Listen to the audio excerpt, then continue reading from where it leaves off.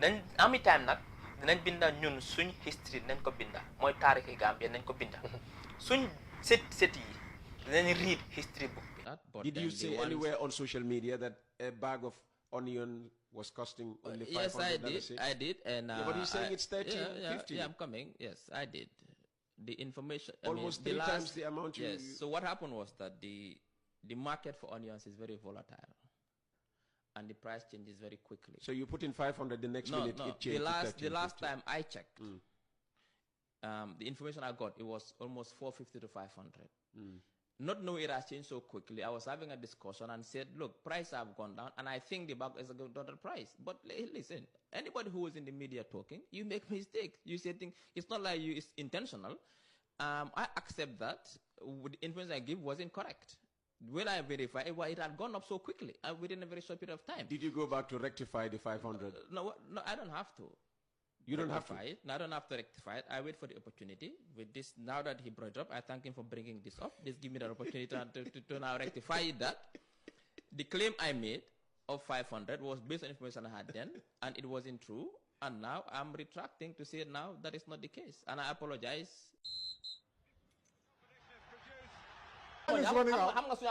Yes. Let's always be honest. This is your last word. This is your last word, okay. Recently, we need to commend the government for doing two things in parallel. What's that? We've come up with fiscal policies and monetary policies. $900 in the market. Circle Lignon was almost 1,200. Now you can get it for 400-500 because of all good fiscal policies. I'll go and buy it tomorrow. Why don't you think? Magis karo NPP jenda boss. You know the boss bi dañ ko den campagne ji kiyang pour jigéen kiyang yi sànni loolu saaga la yow maa ngi ni solando pour suma garden pour dundal suma doom joxloo ma teen boo xam ne dina mën a jar boo $200,000 rek waaye mu nga ne ñene boss ay million pour ñoo campagne suma dëkka pour ma sànni la carte loolu moo tax dañu war a eew léegi parce que mënuma understand naka ngaa demee ak ay moto yu cher ay pick-up yu cher ay boss yu jar ay million dem campagne yi kiyang wala yeneen kuréel war a fooñi yoo xam ne tey nit ñi sax ndox bu ñoo naan amuñ ko lekka bu ñu lekk amuñ ko waaye di nga mun a is auto yu cher yu pour ñëw ne ma ne sànni leen ma karta loolu politicien bu ko def nit ñi dañ la war a rité si dëkk boobu noonu sax loolu moo dut yoon si dëkk bi. Kon government cannot speak for him. He's a private citizen. Yes, he supports a particular political party. That's one thing. But as a government, he supports the government as well.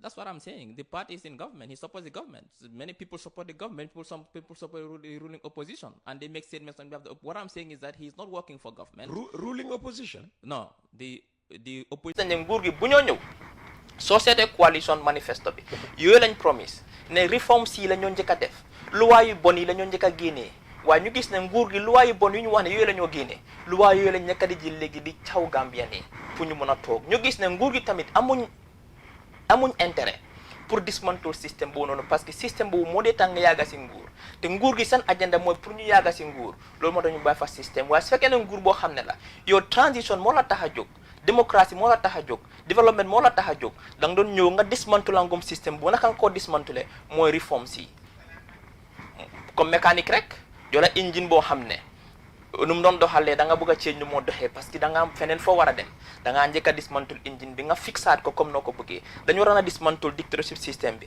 ñu fixaat démocratie système bi naka ngaa fixé démocratie système bi mooy institution si nga reform leen nga orient leen towards démocratie su boobaa ñu mën a jublu towards démocratie ak développement waa gis nañ ne système bu fi nekkoon lañ maintain parce que système boobu la gaay bëgga pour ñu yàgga si nguur gi. Featuring what we already have is very paramount, e.g. our sea, which is dying by the minute, according to the texter. How is our sea dying by the minute? A lot of people, bemoan the fact that, we are losing our marine resources to foreign fishing companies, EU and the Chinese and whoever else is fishing in our waters. Well, I've not got any any data which suggests to me in empirical terms that we are depleting our marine resources because of the presence of foreign fishing trawlers on our exclusive economic zone. So I cannot really attest to that fact. China is gaining. They have access to our ocean, access to our river Gambia. They have their fish meal factories. They get whatever they want. They exploit our workers. They exploit our environment. What do we get in return? What do we get in return? Nothing really. Nothing. Senegal has access to our ocean. They have access to our bridge. they have their forces on the ground. What do you get in return? The fish meal factories is bad for the country. They are depleting our fish resources.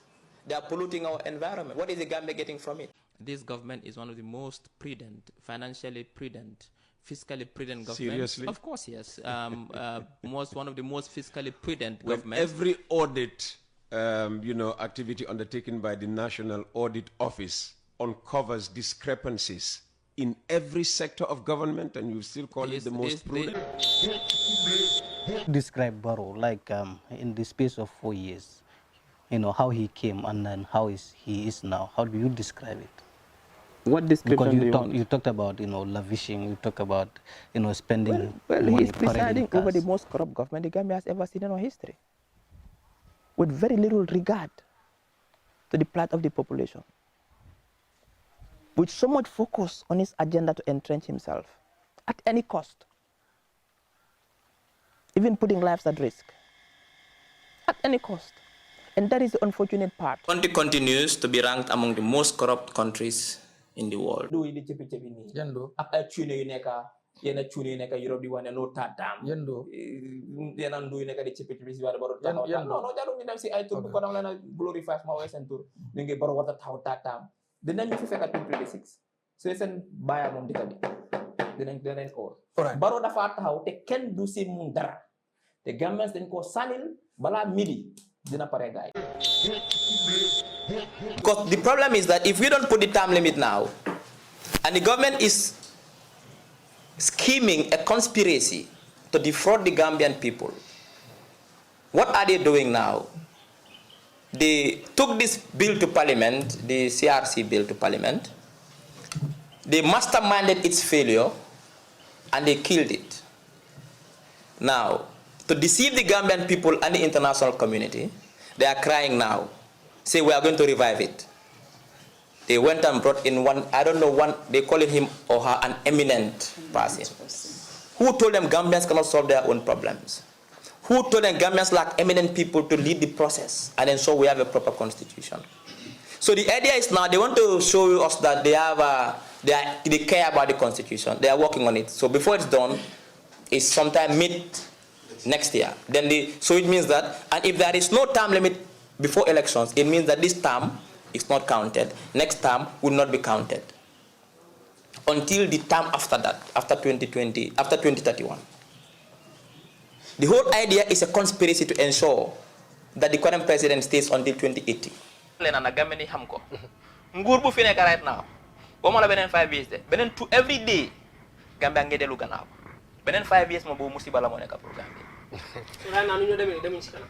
Mala wane every minute bu nguur gi toge fi ñu ngi delu gannaaw ñu ngi su dee pax la ñu ngi gëna duga benen 5 years mom bo musiba la pour Gambia musiba bu maga mag nguur gi suñu leen votalee té benen 5 years bu Gambia musiba la pour Gambia parce que ñu ngi yaax lu nekk ñu ngi jaay risaaf laan yépp xalé suñu ñëw duñ fi fekk laan environnement bi ñu ngi ko yaaxa liggéey yoon corruption baa ngi bari incompetence baa ngi bari dara lan ndax health sector bi doxut education doxut yoon yi dara baaxu si dara amuñ ben plan gisuma ben plan dara laa gisul ben plan nit da nga am plan nit ki da nga am plan soo ew suba sa balaa ngoon nga ne man lii ak lii daa def before 12 ñu bari dañu dugg si politique parce que léegi angale ñu ne it is a high premium in political power mooy ne tey ku bëgg a tekki bu gaaw loolu moo tax man léegi maa ngi koy du démocratie tekki crasi laa ko di ooye ku bëgg a tekki bu gaaw rek nga dugg si politique parce que da ngaa ñëw nga njuuñ jaaj sàcca balaa nga am loolu nga sampa sa tax dawal sa moto rafet génne sa doomi public school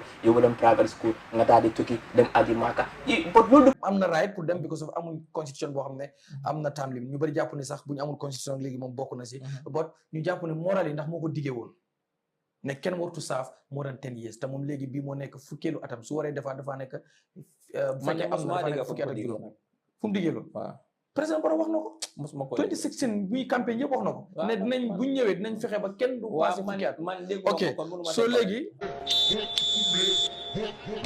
andu tuta min mun kuleti mealon ko ndel la campagne ko nakana na diamol ko ndel decision ok la de ndefana ben opinion de fo kan ko Gambian ko la opinion fo ñaan bari bi ndebe la fi la melne wala ñimti wo tuta ate dan na ka sa fe dronde bari mba silale ko hani modo nata atabo nino Yes, yesterday I heard him say the president is giving $500,000. I mean, I'm not sure how much the president is, but even if he receives that, that should be lowest. Why in should the- that be a secret? Why should the No, president's I'm not saying. salary I don't be know. a secret? I don't know. You I'm should not- know. No, but I don't know. Okay. I'm not sure how much he Find earns. out for next week. Yes. So I'm not, but even if that is the case, that is the lowest in the sub. That is about less than $15,000. I mean, a president. So I mean, we need to understand one thing: the president's office cannot be belittled in any manner. The president has a huge role to play. He's the president of the Republic of the country, commander-in-chief of the armed forces. Just look at the budget today. How much is allocated to agriculture to feed the nation, and how much is allocated to office of the president to feed the president? You be the judge. How much is allocated to office of the president? I leave it to you. You answer. It's much more than how much is allocated to agriculture. It means to feed the one man and his family, but it's much more than how much is allocated to agriculture as a sector. Does that make sense? To feed 2.4 million people, or to put in place the processes, the money, funding. You see, Gambians need to understand these things and stop allowing our leaders to take us for a ride. When did this NPP government come to government that now they are showing us that they are richer than anybody else in this country? Brand new pickups, big events in the millions, paying politicians millions to come and join them. Where is the money coming from? The mansion they built in Mankamankunda, where did the money come from? 4 years in power. You are questioning it. Of course, yes. Where did that money come from? The pickups they are parading around, the new pickups, where did it come from? God have mercy upon us. Kasongo ye Mombali nanga Kasongo mbona wewe Songa libala Oh ye